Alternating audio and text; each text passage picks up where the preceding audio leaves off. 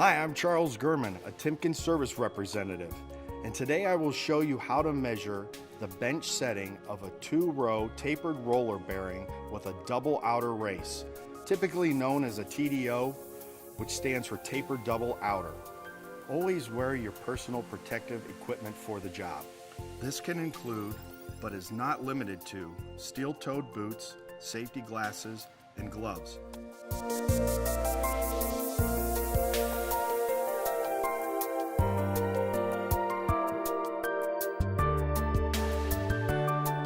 Also, always follow the standard safety practices established by your employer.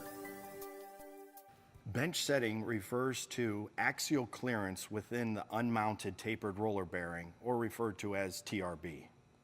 The different bench settings are bench end play, which is clearance, line to line, which is zero clearance, and bench preload, which is negative clearance.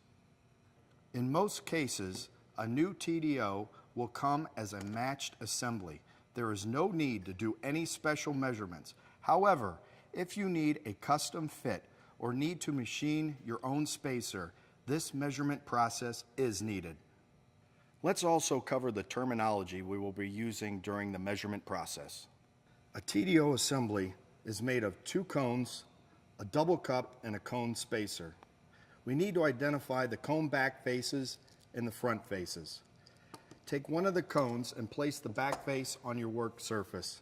Take the double cup and engage it with that cone. Apply pressure and rotate to seat the rollers. At this point, we're ready for our first measurement. Using a depth mic, take measurements from the face of the cup down to the cone front face in 4 locations: 3, 6, 9, and 12. Make sure you don't rotate the cup on the cone so that your readings will be accurate. Record those and average that number. Then take the double cup and flip it so that it engages the other cone with the other race. Again, apply pressure and rotate to seat the rollers, and then take 4 additional readings in each of the quadrants, record, and take the average. The third measurement requires an OD mic. Measure the width of the cup in 4 locations around the double cup. Record that. With these 3 values, we can determine the gap that exists between the cone front faces and the bearing assembly. This gap is known as the B gap. To calculate the B gap, add the 2 averages generated from your depth mic reading and then subtract the average from your OD mic reading. If a spacer is supplied with the assembly, measure the width of the spacer in 4 locations, calculate the average, and record the value. The spacer width minus the B gap equals the bench setting of the bearing assembly. An assembly with a spacer width exactly the same width as the B gap has a setting of 0 clearance, also known as line to line.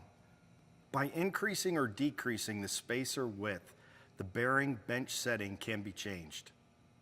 For example, an assembly has a measured B gap equal to 500 thousandths of an inch. By making a spacer with a width of 502 thousandths of an inch, the assembly setting now becomes 2 thousandths of an inch bench end play.